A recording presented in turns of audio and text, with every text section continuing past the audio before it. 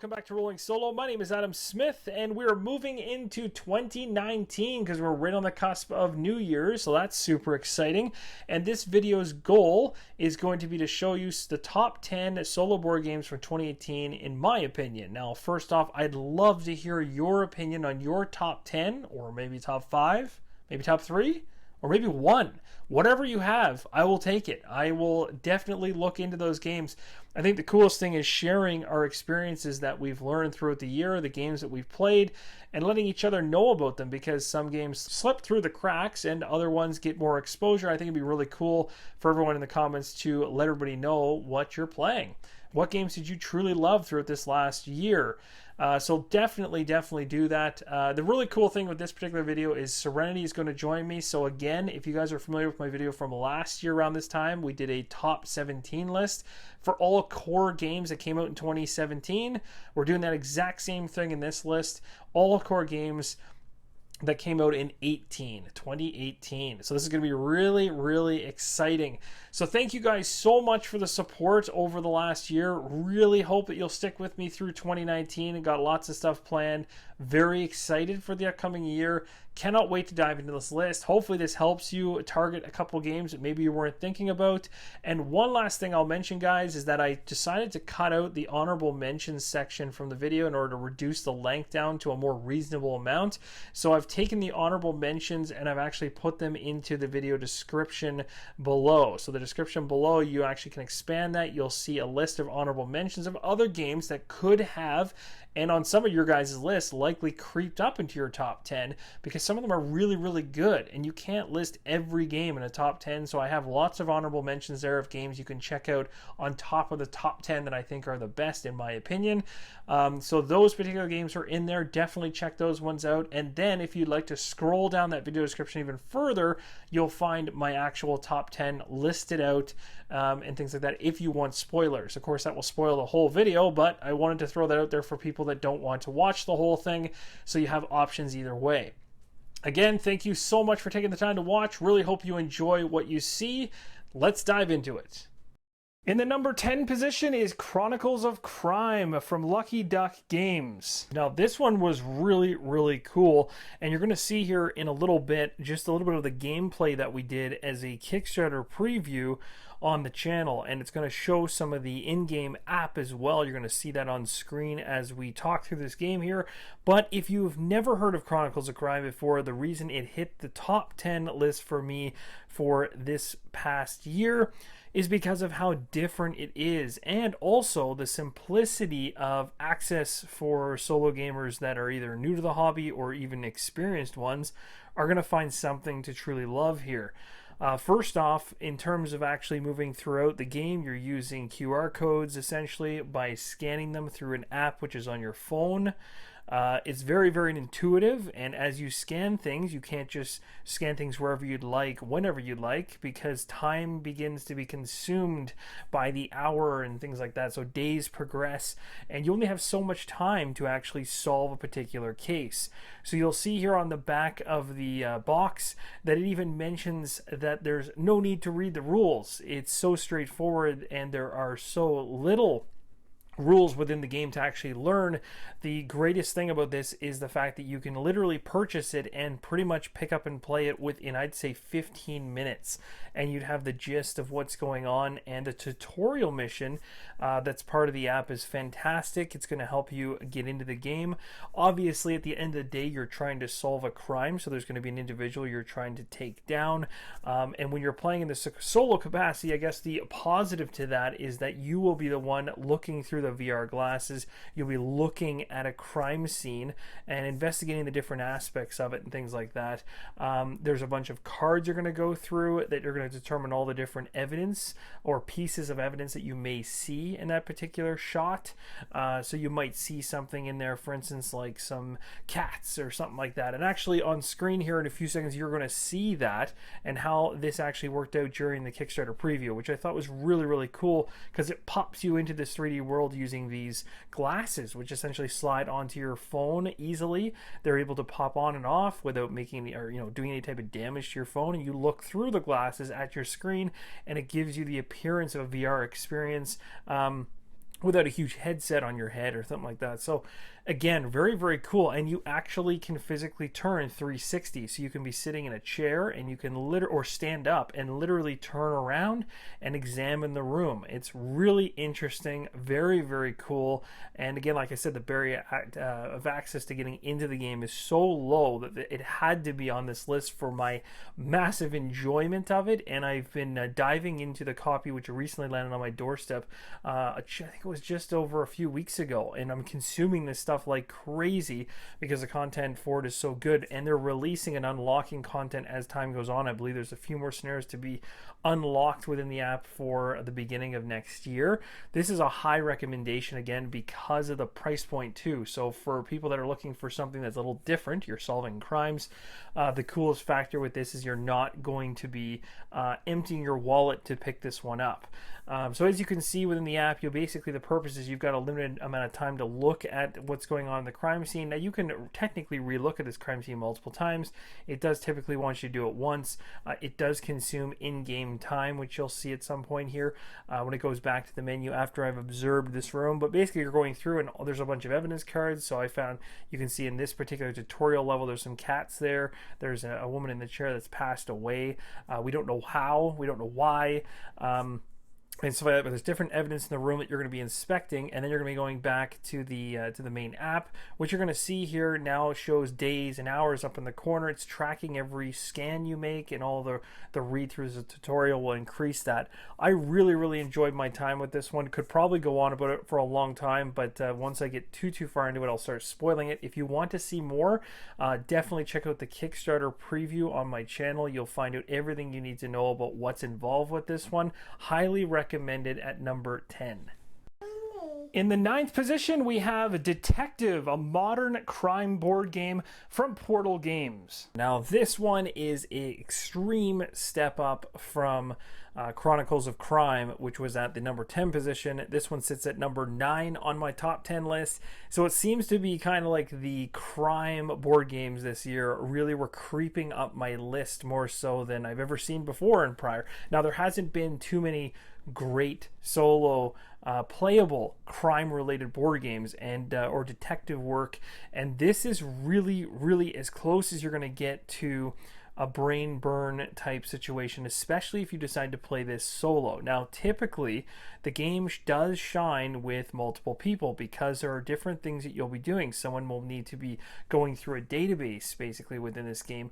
You're going to have access to this database that's going to contain data about suspects, witnesses, documentation from arrests, trials, all that kind of stuff. You're going to be using a bunch of tools at your disposal to try to crack and solve a crime. Now, this is not going to be as quick as Chronicles of Crime in terms of finding the evidence and things like that and locating the suspects, talking to them, that type of thing. The interactions here are going to become much more of a story and a narrative, and it's going to force you to actually write things down. So this is the type of game for individuals that are very much analytical. Now, I have a very analytical side to me that really enjoys this stuff, but if you're going to play this game solo, you have to know going into this one that typically people play this in groups. So you're going to really need to be capable of covering all the angles. So that's kind of the only stipulation there. If you're looking for a game that's going to make you think, remember, take notes as to what's going on, because at the end of the particular case, when you're ready to so-called solve that case, the fun part's going to be that it's going to go through a number of questions to determine, you know, how close you are to being 100% of the case being solved. And obviously, the higher your grade, the better you did. So it's going to ask you all kinds of questions, and I can tell you right now, the questions it's going to ask you are going to be on another level compared to what Chronicles of Crime would do at the end of its game. This one's going to be asking you things like somebody's age or something like things like that. So it's really going to dive into the different people you interact with throughout the game. So again, this is not going to be a light and fluffy game in terms of, I guess, if you were deciding to sit down and play a dungeon crawler, which is more light and you may not have to think too much, or this is going to definitely be on the heavier side. Now, of course, if you're talking about complexity in terms of a Euro, it's not even close to that, but on BGG, it does push itself up to a 2.75 out of 5 on weight, which is a little bit over average. So, but I would say that if you're playing this solo, that complexity actually probably pushes it over 3. fairly easily because of the number of things you have to keep track of by yourself. But I do agree that for myself, when I've played this solo, I've truly enjoyed this one, and it was really a big shock to me. The previous games from Portal that I really loved are Robinson Crusoe. That's the biggest one that they've ever put out solo capacity wise that I've been glued to, but Detective for 2018 is definitely a solid choice if you're looking for a solo game that definitely has more meat on the bones. It's going to make you think, and you're really going to have to pay attention. In the number 8 spot, it is Heroes of Tiran from Fantasy Flight Games. The reason I'm really excited about this one is because it crept up on my list this year. It actually started as an honorable mention for me and has slowly creeped its way into my top 10 for the end of the year. That's based on my actual enjoyment of the game, plus the fact that I just find the gameplay very intriguing. I do like the fact that it's an adventure card game, and I do like those. This has some dice rolling added in, which makes it very interesting. Some role-playing aspects are in there. And of course it falls into the realms of Tiranoth, and so this falls into the world of like Runebound, Legacy of Dragonholt, that type of thing. It's an adventure card game, as I mentioned. The idea of this is you're questing, you're going on an adventure. You're going to be going and choosing up to 3 allies to kind of take with you. Of course, if you're playing solo, you're going to have the option between all kinds of basic archetypes like healer, warrior, mage, and scout, but these different archetypes can all be broken down further and diversified across a whole bunch of other classes, so that when you're going ahead and upgrading your characters, you can basically diversify your powers as you get stronger, which is really cool. The one negative that I have with this game, it has nothing to do with the gameplay, it's mainly focused around the campaign aspect. If you're going into this one hoping to pick up a game in the core experience and immediately get a campaign, that's not what this is going to be about. Currently, the game as it stands in this box, at least, is one-shot scenarios. So you're going to be playing those scenarios and going through them, but it doesn't have a campaign aspect built into it from the get-go. But this is something that I've heard other people voice their opinions on, and the cool thing is, I'm 100% certain. Actually, I shouldn't say I'm 100 because I'm not that sure, but I've heard rumors that the campaign play is definitely going to be coming down the pipes at some point. Fingers crossed that comes as the next expansion into this line, because I think that's what people really want to see, is some way to turn this into a campaign style game instead of the one-shot scenario. So for me, that was the only thing that was lacking from this base game, but you'll see here there's a number of different one-shot scenarios that you can do. The artwork in the game, the with the cards and things like that, they look really nice. The presentation's great. It has the exact same feel because it is Fantasy Flight as opening up a Lord of the Rings the card game box or an Arkham Horror box. It has that vibe to it, although this one has different gameplay mechanics, of course, and uses dice, which is also really interesting and cool. So again, in this particular box, you're going to have 8 different quests that you can go on, which is really interesting, and you're going to be basically just going around facing different foes and big deadly creatures and trying to save the realm in general. So again, I highly recommend this one if you're looking for something that's at the beginning. And sometimes as a solo gamer, it's tough to find those games because Lord of the Rings, for instance, or Arkham Horror even now, even though it's not that old, they're a few cycles deep. And if you want to jump in on a card game, sometimes it can be expensive. So this one's nice in that it is just starting. So there will likely be more content for it. And if you pick up the base box, you're at the front end of it. At least you can try it, see if you like it, and then go from there, and not have to worry about the fear of missing out or FOMO of just, oh, I need to consume everything possible under the sun for this game, which is something that I have a major problem with in terms of Lord of the Rings and Arkham Horror, and have for many years, is that I've collected both of those to the utmost extent that I possibly can. So it's nice to have one that comes out and is something that's actually obtainable. So if you want to see more about this one, the sad thing is I haven't put a playthrough on the channel, but it's definitely on the top of my list, or in that top group for 2019. In the number 7 position is Deep Madness. This is from Dimension Games. This one we did a playthrough on the channel of, where I was basically in a deep sea mining facility. It's a very dark and claustrophobic deep sea mining site, and basically there is an uncovering of a sphere that's going in there that's dragging everyone nearby into basically endless madness. And you've got all these Cthulhu based monsters that are coming out of this particular area, and they're trying to basically devour and destroy everything around it. And you've been sent in to basically look into what's going on here, find out what is happening, and why there's no communication coming out of this particular facility anymore. Of course, it sounds like a nightmare just going into it, but it was a lot of fun. As you go throughout the gameplay, you're going to have sides of the tiles which are going to be lit up perfectly okay to start with, but as time goes on, those particular tiles are going to become devoured, spawn points are going to show up, and monsters are going to flood in, which is a really cool mechanic of flipping the tiles. So you can see there in the video that I've got tiles, some of them are lit with kind of a yellow hue, and others are in red where they're devoured. So these tiles are basically not only modular for each scenario, similar to Zombicide when you first set it up, but the tiles themselves then start flipping based on the game mechanics of the devouring system, and this all ties into what's called a devour track in this game, which is a really unique and cool way of building a timer essentially into each scenario, where different things will trigger in different phases for every scenario that you're playing. So you're not always following the exact same set of parameters for particular sessions of the same game. So for instance, if you're playing scenario number 1, you'll have a set of objectives, you'll have a devour track that's set up and laid out in front of you with different events that will occur along that devour track through the phases. If you play through the second scenario, that is going to change. So it's not simply just here's an objective, get to that objective, flip the token over, and if it's what you want, you've won. The gameplay's changing in multiple different ways. I was really, really impressed with this one. It shocked me, and it was definitely one of the games in 2018 that kind of blew me away for a dungeon crawler that I was not expecting. It has adventure, fighting, horror, miniatures. It's based in science fiction.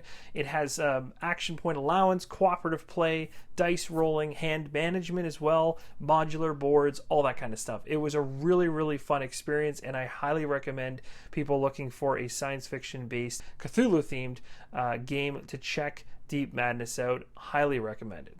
In the number 6 spot is Thunderstone Quest from AEG. This thing is a monster. There's no way Serenity's lifting that. Now this one might surprise some people because everyone knows from the very first Kickstarter that Thunderstone Quest was related to, there was the promise of a solo capacity or a way to play this game solo in the first Kickstarter, which didn't actually materialize. And the reason for that, based on updates, comments, and things like that I saw throughout the Kickstarter when I was following the original one, was because they really wanted to test the solo play and make sure that they implement a good one rather than just tack it in and have it just be kind of an add-on within the first Kickstarter. So they actually held off on adding it into the first one, although mentioned it as something that was going to come, and they made the right decision in my opinion by holding off on it, doing some testing in between the first Kickstarter and the second one. The second one was called Back to the Dungeon, if I'm not mistaken, and in that Kickstarter there was a barricades mode which was released. Now this barricades mode was a print and play at the time, which they made available during the Kickstarter so that you could print and play and create a solo playable environment for Thunderstone Quest for those people that had like the regular base pledge or the champion pledge from Kickstarter. Now this game has also, Thunderstone Quest has hit retail as well, so you can pick this up in the wild too. So this is not just going to be one of those games that's exclusive to people that went to Kickstarter and got their hands on it. The cool thing with this is that as time progresses, more content will come out. It will be available through retail, and the barricades mode is also going to be coming out in a physical form that's not a print and play. Now, if you want to know more information on the solo and why I put it on this list as being as high as I did at number 6, is because I've been playing the barricades mode print and play for some time now off camera, and I really like it. It really allows me to dive into the Thunderstone Quest deck building element and things like that and play the game through. I really like it so far, but I am still waiting to see what the final product will be, but I have high expectations. So this one I was hesitant to put up at number 6 on my list, but I have such high expectations for it based on what I've seen from the print and play that I really think that it's going to work out perfectly for solo gamers. So this is one that I would recommend if you don't already have Thunderstone Quest. take this one as a watch and see type situation. Check in on it, see what the barricades or what people say about the barricades mode when it actually lands, or you can actually go to update number 14, I believe, from the Kickstarter Thunderstone Quest Back to the Dungeon in order to actually find the files themselves and be able to take a look at that solo play element that they added in. And if you own Thunderstone Quest, you can print it off and give it a shot. Now, for those of you that don't know anything about Thunderstone Quest, kind of like me, because the first time besides these most recent Kickstarters that have happened for this re-implementation, the old versions were called Thunderstone or Thunderstone Advance Numenera or Thunderstone Advance Towers of Ruin. Now, I never played any of those prior games, and I have some people that played those prior ones and didn't like them. And then when Thunderstone Quest came out on Kickstarter, they said, not too sure, didn't really have a great experience with the original one. But their minds have been turned around, and most people are on the positive side of this game now, as BGG has highly ranked this one, and the weight of it is actually right in the middle. So it's not overly complex, and it's not super easy. It's a perfect mid-weight game. And it's a deck builder, so it's one that is one of the better deck builders that has come out this year, and one of the ones, in my opinion, for solo gaming that has the most hope and anticipation behind it for releasing more content and adding in that solo play mode in a true physical form when things start delivering. So, highly recommended this one. Again, if you don't already own it, the best thing to probably do is to just keep your eyes on it, because as I mentioned, things will come out of the woodwork. And again, I would love to get this in a playthrough on the channel. I was tempted to take the print and play and do that on the channel, but I really didn't want to do that. I wanted to show you the final version, because the final version typically has tweaks and additions. So I'm going to wait until that final version arrives on my doorstep. Then I'll take you guys through an actual playthrough of Thunderstone Quest with Barricades mode, so you can see the true solo aspect and see whether or not it's right for you. For me, it's perfect. It's on my top 10. I put it in the 6th position, and I did have some hesitation about putting it there because it seems kind of high for a game that doesn't have it completely figured out just yet. But like I said, my anticipation for this one has pushed it up the list as I've become more and more excited through playing the print and play off camera. So this is just something to note for all of you guys out there that are interested in a new deck builder. This could be one worthwhile. In the number 5 position is Fallout Wasteland Warfare. All right, now we're getting into the exciting top 5 of this top 10 list, starting off with Fallout Wasteland Warfare. That's right, a miniatures game. Now, this is actual miniatures skirmish game, so that's very different, especially on rolling solo, because miniature skirmish games really don't hit the table that often on this channel at all.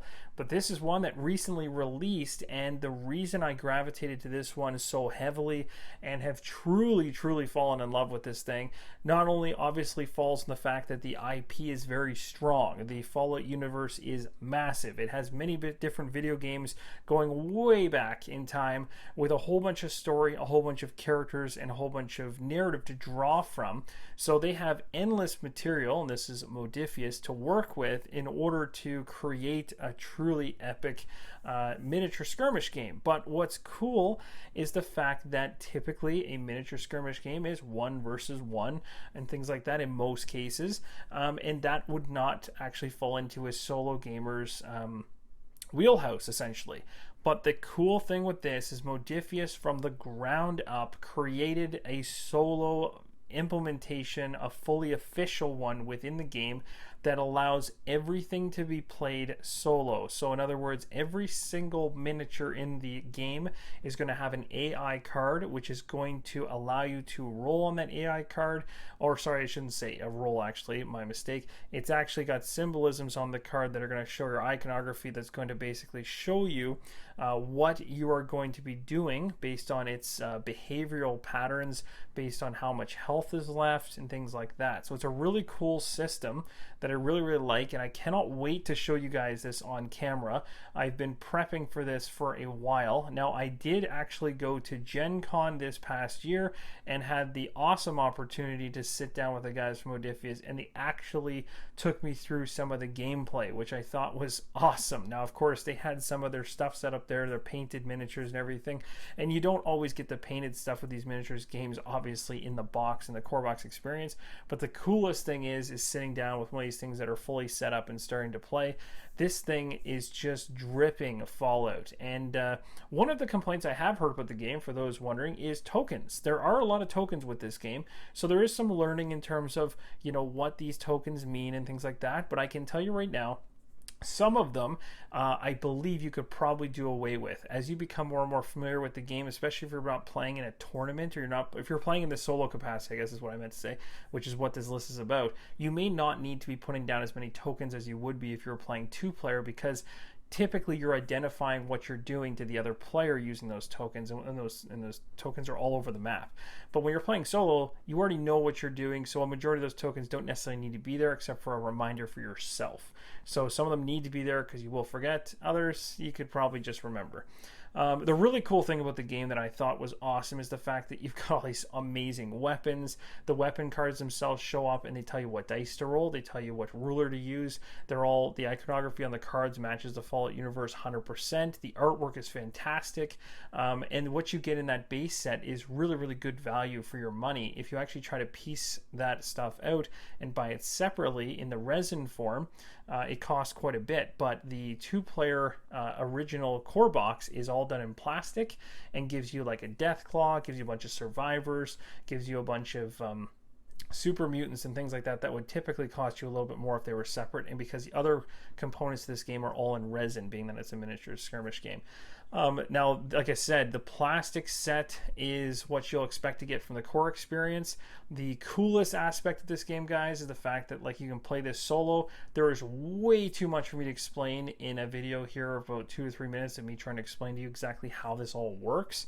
The best thing I can tell you is to check out my Gen Con video so you can actually see the gameplay in action. You can also check out my unboxing of all the Fallout Wasteland Warfare material that I currently picked up. And again, when I actually start the playthrough or the showcase for this thing, I'll actually be taking you through the very, very first scenarios, which are just like simple things like target practice and like how a settlement works. And this is another aspect that's really cool. Most skirmish games typically are one-shot scenarios. You set up a scenario, you have some bad guys on one side, some good guys on the other, an objective to go after, you're done. You do it, you put it away, and you never come back to it, or maybe you do.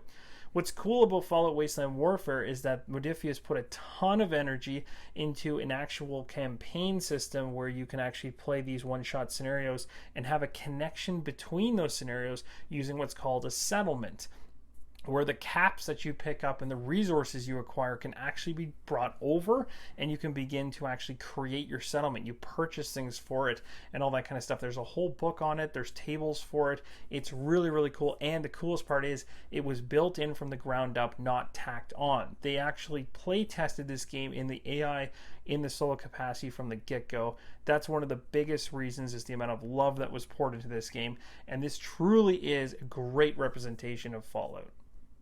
In the number 4 spot is Street Masters from Blacklist Games. Now, this one came out of nowhere for me. This was one of the shocks of Gen Con, honestly, for me.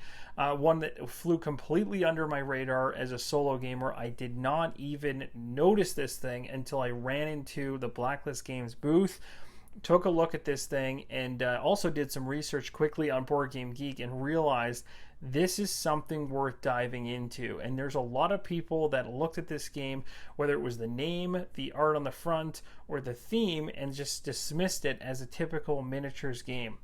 I can tell those people that have dismissed this game as being one that's just like any other miniatures game, you are dead wrong. This thing is very, very special.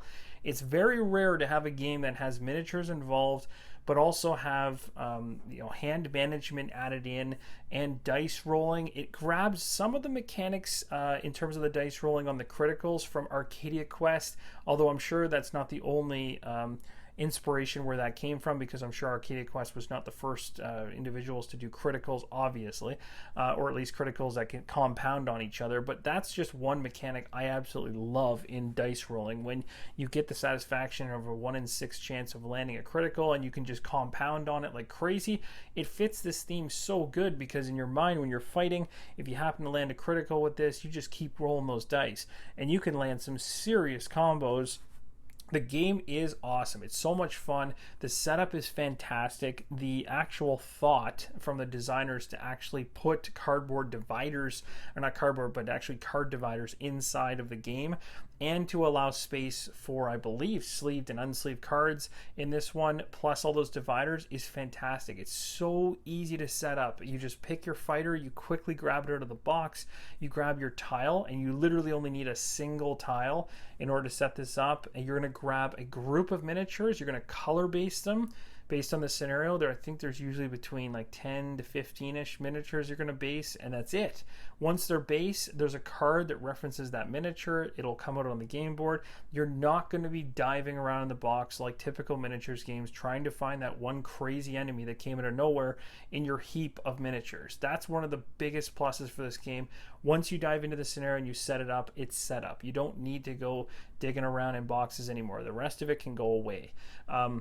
The coolest thing with this one that I love is the fact that out of all the miniature games that I have that are this kind of beer and pretzels kind of thing, like I would have originally, off the top of my head, thought this would have fallen into the same bucket as Zombicide, but this is way better than Zombicide. If I had to choose between the two, I would much rather set this game up and give it a whirl than set up Zombicide and give it a whirl. The actual strategy in this one's better, the choices are better, the hand management is better, the criticals are better, the setup time is better. Like, there's so many things that are just better. It's not even worth talking about.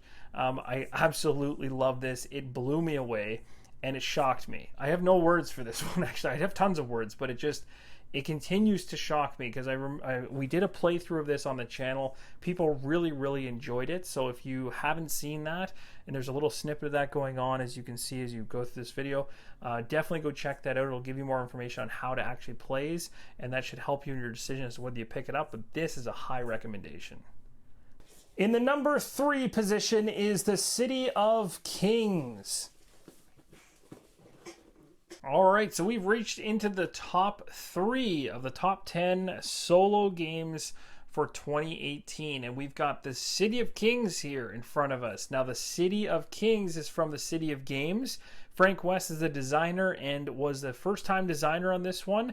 Ran a very well done Kickstarter. This one came out of nowhere as well. This was another Kickstarter throughout the year that really shocked me. Not only because the design was so good, this was really interesting, and it was interesting from a strategy standpoint. That's what really captured me here. The best way to describe this game is it's like advanced chess. That's essentially how I would describe the movements on the game board. The positional spot of where your hero is in the world is extremely important in relation to everything else, whether that be enemies, whether it be where you're headed to next, where you need to go for the story, what you need to get for resources. It just has a really cool and totally different feel than anything else I've experienced in terms of a thematic adventure exploration fantasy style game. It's just really cool, and the art style, like I said, really does touch on World of Warcraft. So if you kind of have that from your past or even present, you enjoy that style, it does kind of feel like that just a little bit. Now, you're not going to get a World of Warcraft board game out of this, because that's not what this is trying to do, but it has that hint there. Just a subtle amount, just enough, and that was part of the reason that attracted me towards the game in the first place, at least to check it out on Kickstarter. And then once I actually had it and started playing it, I did a playthrough on the channel, and wow, was this thing good. This is one that's going to stay in my collection for a long time. I was really impressed with this. I still haven't completely finished it yet. but I really want to get back to it because I really enjoyed this one. Now, as you can see here, there is a lot of content in this box. Now, I got the deluxe version, and the deluxe version has these wonderful trays that are amazing because they separate everything out inside the game box because there's a ton of stuff. But this almost feels like some weird combination of an Ameritrash, Euro game, strategy, chess, all just mashed together in a giant pile. This is one of the hardest games to describe to somebody. Not because it's overly complex, but it's actually more complex than some of the other games that I've listed so far. It's actually weighted on Board Game Geek as being over a 3 to 5. So that's most of the ones that I've hit so far have been just kind of almost 3s or just 3s. So far this is the most complex, I think, of the list thus far, unless I missed one. But this one is definitely interesting, and there's a lot of thought going on into terms of how you're going to upgrade your character, how you're going to advance the story, and all that kind of stuff. So the mechanics in the game are like action point allowance. There's modular boards, obviously. You're flipping them over and revealing them as you go. You've got storytelling, role-playing elements are there, which we did through the playthrough to kind of, show how that comes out in the game. There's also a really cool progression system with the enemies where as you basically move along, the enemies are going to get stronger in turn with you. There's a really cool randomization of the enemies that allow them to get new effects and new abilities that will make your game very tough at times, and sometimes a little bit easier depending on how things sequence together. But what I really like is that it's random. The enemy are AI and stuff like that, and the enemy attributes and abilities are randomized just enough that if you play the game over again, you're going to experience a totally different feel the next time around with the enemy AI. Sometimes they'll be doing totally different things on the map that will cause you to move in different ways. Highly recommend the City of Kings. Truly enjoyed it. In the number 2 position is Arkham Horror 3rd Edition. This one was a shock to me, and I want to tell you where my thoughts were with it earlier in the year. So I went to Gen Con about midway through the year, and that was in late summer, and I actually saw this game being played on the table. Now, I never got a chance to actually try this then, but I looked at it from a distance, saw the weird modular tiles and the weird kind of 5 different quadrants with the intersecting streets everywhere, and I looked at it from a distance and went, interesting, cool looking, kind of odd though, a little bit ugly, not too sure whether I like this. Now, I knew full well that this Arkham Horror 3rd Edition was going to be doing what Fantasy Flight has been doing with the Arkham series for quite a while, which is revising and almost taking what works from prior games and moving them forward. So Arkham Horror originally was a giant mess, to say the least. Very fun and thematic mess, but a mess nonetheless. For most people that understand that game, it was a behemoth if you had everything together, but I loved it. Now, I got rid of it knowing that I had moved on to Eldritch Horror after a while, and it was less of a disaster and became more refined and more thematic, and actual scenarios felt like you were going after a particular ancient one, and that ancient one was affecting the world in a different way and that type of thing, instead of it being completely random all over the place like Arkham Horror originally was. Then, of course, Arkham Horror, the card game, and things like that. So all these games are coming out over time, and what Arkham Horror, the 3rd Edition, does is it takes things like the card game, the original Arkham Horror, and Eldritch Horror, and slams all the best pieces from all 3 of those into one edition. The cool thing with this is that the game has learned from some of the mistakes it's made in its past. Now, the biggest negative with this one, guys, is it does take a different approach to the Mythos phase in terms of grabbing from a Mythos bag. Now, in this particular one, you're grabbing tokens, and I've heard some people, and even myself, have had some kind of not too sure about how I like the tokens just yet, but it works. It thematically works, and the balance is really good.